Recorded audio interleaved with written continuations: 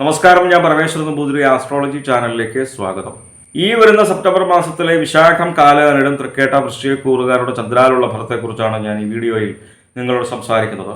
ജ്യോതിഷത്തെ ബഹുമാനിക്കുന്നവർക്കും വിശ്വസിക്കുന്നവർക്കും വേണ്ടി മാത്രമായാണ് ഞാൻ ഈ വീഡിയോ ചെയ്യുന്നത് എന്നതിനാൽ ജ്യോതിഷത്തിൽ വിശ്വാസമില്ലാത്തവർ ദയവ് ചെയ്ത് ഈ വീഡിയോ കാണരുത് എന്നാണ് എൻ്റെ വിനീതമായിട്ടുള്ള അപേക്ഷ.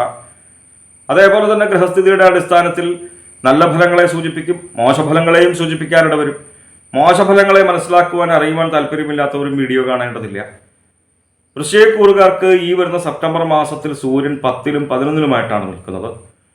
17-ാം തീയതി വരെ 10-ലാണ്, അതിനുശേഷം 11-ലേക്ക് വരും. 10-ൽ നിൽക്കുമ്പോഴും 11-ൽ നിൽക്കുമ്പോഴും സൂര്യനെ കൊണ്ട് നല്ല ഫലത്തെയാണ് സൂചിപ്പിക്കുന്നത്.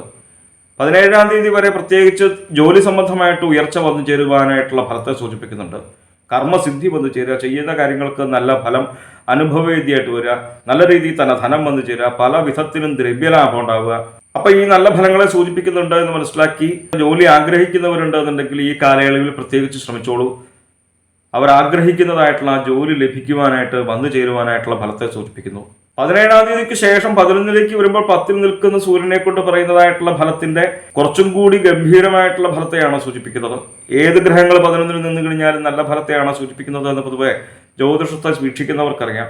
ഏത് ഗ്രഹങ്ങൾക്കും 11 എന്ന് പറയുന്ന സ്ഥാനം ഇഷ്ടമായിട്ടുള്ള സ്ഥാനമാണ്. അത് പാപഗ്രഹങ്ങളായിക്കോട്ടെ ശുഭഗ്രഹങ്ങളായിക്കോട്ടെ. അപ്പൊ 11-ൽ നിൽക്കുന്ന സൂര്യനെ കൊണ്ട് സ്ഥാനാന്തര പ്രാപ്തി വന്നു ചേരുക, നമ്മൾ ആഗ്രഹിക്കുന്ന സ്ഥാനത്തേക്ക് എത്തിപ്പെടുക എന്നൊക്കെയാണ് അർത്ഥമെങ്കിൽ പോലും ഇപ്പൊ നിലനിൽക്കുന്ന സ്ഥാനത്ത് നിന്ന് ഉയർച്ച ഉണ്ടാവുന്നുള്ള കാര്യത്തിൽ സംശയമില്ല.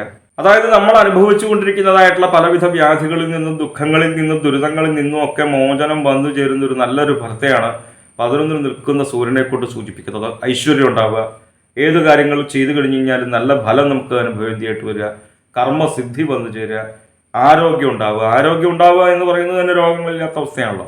അപ്പൊ 10-ൽ നിൽക്കുമ്പോഴും 11-ൽ നിൽക്കുമ്പോഴും സൂര്യനെ കൊണ്ട് നല്ല ഫലത്തെയാണ് വൃശ്ചികക്കൂറുകാർക്ക് സൂചിപ്പിക്കുന്നത്. 8-ലാണ് ചൊവ്വ നിൽക്കുന്നത്. 8-ൽ നിൽക്കുന്ന ചൊവ്വയെ കൊണ്ട് പ്രത്യേകിച്ച് ശ്രദ്ധിക്കേണ്ടതായിട്ടുള്ള കാര്യം, വാഹനം ഉപയോഗിക്കുന്നവരുണ്ട് എന്നുണ്ടെങ്കിൽ ശ്രദ്ധിക്കുക. അപമാനം ഉണ്ടാവാനായിട്ടുള്ള ഫലത്തെയും സൂചിപ്പിക്കുന്നുണ്ട്. അപമാനം ഉണ്ടാവുക എന്ന് പറയുന്നത് നിങ്ങൾക്കും എനിക്കും ആർക്കും ഇഷ്ടമുള്ള കാര്യമല്ല. അപ്പൊ അതുകൊണ്ട് തന്നെ അതേപോലെയുള്ള സന്ദർഭങ്ങളിൽ നമ്മൾ സ്വയം ചെന്ന് പെടാതിരിക്കുവാനായിട്ട് ശ്രദ്ധിക്കുക. കാളി കാളി മഹാകാളി ഭദ്രകാളി നമോസ്തുതേ കുലം ച കുലധർമ്മം ച മാം ച പാലയ പാലയ, ഈ സ്തോത്രമൊക്കെ ഭദ്രകാളി സ്തോത്രമൊക്കെ ജപിച്ചു കഴിഞ്ഞാൽ 8-ൽ നിൽക്കുന്നതായിട്ടുള്ള ആ ചൊവ്വയെ കൊണ്ട് പറയുന്നതായിട്ടുള്ള മോശഫലങ്ങളെ നമുക്ക് ഒരു പരിധി വരെ കുറയ്ക്കുവാനായിട്ട് സാധിക്കും. 5-ാം തീയതി വരെ ബുധൻ 9-ലാണ്, 23-ാം തീയതി വരെ 10-ലേക്ക് വരും, അതിനുശേഷം 11-ലേക്ക് വരും. ഈ സെപ്റ്റംബർ മാസത്തിൽ ബുധന് 3 മാറ്റങ്ങളുണ്ട്. 5-ാം തീയതി വരെ ബുധൻ 9-ൽ നിൽക്കുമ്പോൾ രോഗദുരിതങ്ങൾ വന്നു ചേരുന്നൊരു മോശഫലത്തെയാണ് സൂചിപ്പിക്കുന്നത് എങ്കിൽ പോലും 5-ാം തീയതിക്ക് ശേഷം 23-ാം തീയതി വരെ 10-ൽ നിൽക്കുന്നതായിട്ടുള്ള ആ ബുധനെ കൊണ്ട് വളരെ ഗംഭീരമായിട്ടുള്ള ഫലത്തെയാണ് പറയുന്നത്. 10-ാം ഭാവം എന്ന് പറയുന്നത് തന്നെ ജോലി സംബന്ധമായിട്ടുള്ള കാര്യങ്ങൾ ചിന്തിക്കുന്ന ഭാവമാണ്. അതുകൊണ്ട് തന്നെ ജോലി സംബന്ധമായിട്ട് പ്രൊമോഷൻ ലഭിക്കുന്ന ഒരു നല്ലൊരു ഫലത്തെ സൂചിപ്പിക്കുന്നു. പ്രത്യേകിച്ച് എടുത്തു പറയേണ്ടതായിട്ടുള്ള ഫലം, ശത്രുപരമായിട്ടുള്ള ഒരു ഉപദ്രവങ്ങളും നമ്മളിലേക്ക് വന്നു ചേരാത്ത കാലയളവ്, സ്ഥാനാന്തര പ്രാപ്തി വന്നു ചേരുക, ലൗകികങ്ങളായിട്ടുള്ള സുഖങ്ങൾ അനുഭവിക്കുക, വളരെ നല്ല ഫലമാണ്. 5-ാം തീയതിക്കും 23-ാം തീയതിക്കും ഇടയ്ക്ക് ബുധൻ 10-ൽ നിൽക്കുമ്പോൾ, 23-ാം തീയതിക്ക് ശേഷം ബുധൻ 11-ലേക്ക് വരുമ്പോൾ 10-ൽ നിൽക്കുന്നതായിട്ടുള്ള ബുധനെ കൊണ്ട് പറഞ്ഞതായിട്ടുള്ള ഫലത്തിന്റെ കുറച്ചും കൂടി ഗംഭീരമായിട്ടുള്ള ഫലത്തെയാണ് സൂചിപ്പിക്കുന്നത്. 11-ൽ നിൽക്കുന്നതായിട്ടുള്ള ബുധനെ കൊണ്ട് നല്ല രീതിയിൽ തന്നെ വാഗ്മാധുര്യം ഉണ്ടാവുക, നമ്മളുടെ വാക്കുകളെ മറ്റുള്ളവർ ഇഷ്ടപ്പെടുക, കാര്യവിജയം വന്നു ചേരുക, ചെയ്യുന്ന കാര്യങ്ങൾക്ക് നല്ല ഫലം അനുഭവേദ്യമായിട്ട് വരിക, നല്ല രീതിയിൽ തന്നെ ധനം വന്നു ചേരുക. കുടുംബസ്ഥർക്കാണെന്നുണ്ടെങ്കിൽ സ്ത്രീകൾക്ക് നല്ല ഭർത്താവിനോടും കുട്ടികളോടും ഒക്കെ കൂടി സുഖമായിട്ടിരിക്കുന്ന ഒരു കാലയളവ്. പുരുഷന്മാർക്കാണെന്നുണ്ടെങ്കിൽ നല്ല ഭാര്യയോടും സന്താനങ്ങളോടും ഒക്കെ കൂടി സുഖമായിട്ടിരിക്കുക, സന്താനങ്ങൾ നിമിത്തം തന്നെ സന്തോഷം വന്നു ചേരുക, ഏത് കാര്യങ്ങൾക്കും സാമർഥ്യം ഉണ്ടാവുക, നിപുണത വന്നു ചേരുക. 11-ൽ നിൽക്കുന്ന ബുധൻ വളരെ നല്ല ഫലത്തെയാണ് സൂചിപ്പിക്കുന്നത്. വിദ്യാപരമായിട്ടുള്ള കാര്യങ്ങൾ ചിന്തിക്കുന്നതും ബുധനെ കൊണ്ടായതുകൊണ്ട് തന്നെ 23-ാം തീയതിക്ക് ശേഷം കുട്ടികൾ പരീക്ഷയൊക്കെ എഴുതുമ്പോൾ ഉന്നത വിജയം വന്നു ചേരുന്ന ഒരു നല്ല ഫലത്തെ സൂചിപ്പിക്കുന്നു. ഉദ്യോഗാർത്ഥികളുടെ ജോലിക്കൊക്കെ വേണ്ടിയിട്ട് ഇന്റർവ്യൂവിൽ പങ്കെടുക്കുമ്പോൾ വളരെ നല്ല രീതിയിൽ തന്നെ ശോഭിക്കുവാനായിട്ടുള്ള ഫലത്തെ 11-ൽ നിൽക്കുന്ന ബുധനെ കൊണ്ട് സൂചിപ്പിക്കുന്നുണ്ട്. വ്യാഴം 7-ലാണ് നിൽക്കുന്നത്, ഈശ്വരാധീനമുള്ള കാലയളവിനെ സൂചിപ്പിക്കുന്നു. നല്ല രീതിയിൽ തന്നെ വാക് സാമർഥ്യം ഉണ്ടാവുക, ബുദ്ധി സാമർഥ്യം ഉണ്ടാവുക, വേണ്ട ബുദ്ധി വേണ്ട സമയത്ത് തന്നെ നമുക്ക് തോന്നുക. വേണ്ട ബുദ്ധി വേണ്ട സമയത്ത് തന്നെ തോന്നുക എന്ന് പറയുന്നതൊക്കെ നിസ്സാര കാര്യമല്ല കേട്ടോ. നമുക്ക് നല്ല ബുദ്ധിയുണ്ട്, ആ വേണ്ട സമയത്ത് തന്നെ നമുക്കത് തോന്നണമല്ലോ, പിന്നെ തോന്നിയിട്ട് കാര്യമില്ലല്ലോ.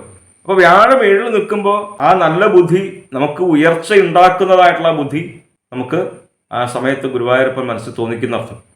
കാരണം വ്യാഴം 7-ൽ നിന്ന് കഴിഞ്ഞാൽ ഈശ്വരപ്രസാദം ഉണ്ടാകുന്നത് തന്നെയാണ് ഗ്രന്ഥങ്ങളിൽ സൂചിപ്പിക്കുന്നത്. ലൗകികങ്ങളായിട്ടുള്ള സുഖങ്ങൾ അനുഭവിക്കുക. പ്രത്യേകിച്ച് എടുത്തു പറയേണ്ടതായിട്ടുള്ള ഫലം, ഈ വിവാഹ സംബന്ധമായിട്ടുള്ള തടസ്സങ്ങൾ അനുഭവപ്പെടുന്നവരുണ്ടെന്നുണ്ടെങ്കിൽ ഈ കാലയളവിൽ പ്രത്യേകിച്ച് ശ്രമിച്ചോളൂ. അവർക്ക് വിവാഹമൊക്കെ വന്നു ചേരുവാനായിട്ടുള്ള നല്ല ഫലത്തെ സൂചിപ്പിക്കുന്നു. നഷ്ടപ്പെട്ടു പോയതായിട്ടുള്ള ധനം തിരിച്ചു കിട്ടുവാനായിട്ടുള്ള ഫലത്തെ സൂചിപ്പിക്കുന്നു. അപ്പോൾ അതുകൊണ്ട് കടം കൊടുത്തിട്ടൊക്കെ കുറച്ച് കാലമായിട്ട് തിരിച്ചു കിട്ടാത്ത പണമൊക്കെ ഉണ്ടെന്നുണ്ടെങ്കിൽ ഈ കാലയളവിൽ പ്രത്യേകിച്ച് ശ്രമിച്ചോളൂ. അവർക്ക് തിരികെ ലഭിക്കുവാനായിട്ടുള്ള ഫലത്തെ സൂചിപ്പിക്കുന്നുണ്ട്. 19-ാം തീയതി വരെ ശുക്രൻ 11-ലാണ്, അതിനുശേഷം 12-ലേക്ക് വരും.